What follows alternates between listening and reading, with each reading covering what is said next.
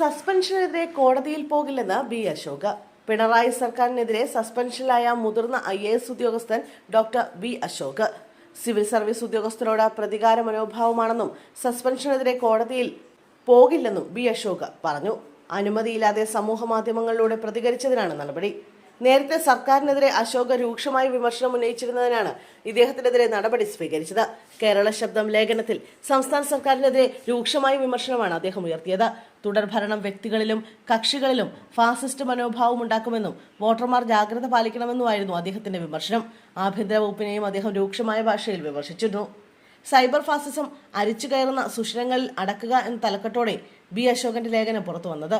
മമ്മൂട്ടിക്കെതിരായ cyber ആക്രമണം, വീണ ജോർജിനെതിരെ പ്രതിഷേധിച്ചവരെ കൈകാര്യം ചെയ്ത രീതി എന്നിവയെ വിമർശിച്ചാണ് അദ്ദേഹത്തിന്റെ ലേഖനം. MD വാസുദേവൻ നായർ പണ്ട് നടത്തിയ വിമർശനങ്ങൾ, കവി സച്ചിദാനന്ദന്റെ തുറന്നെഴുത്തുകൾ എന്നിവ ലേഖനത്തിൽ പരാമർശിച്ചിരുന്നു. ഫാസിസ്റ്റ് മനോഭാവം വോട്ടർമാർ ചേർത്താൽ മാത്രമേ ജനാധിപത്യ സംസ്കാരം സംസ്ഥാനത്ത് വേരുറപ്പിക്കൂ. വികസനം എല്ലാവർക്കും ലഭ്യമാക്കാൻ സുതാര്യമായ ഭരണകൂടം ആവശ്യമാണ് തുടങ്ങിയവയാണ് ലേഖനത്തിൽ അദ്ദേഹം പരാമർശിച്ചിരുന്നത്.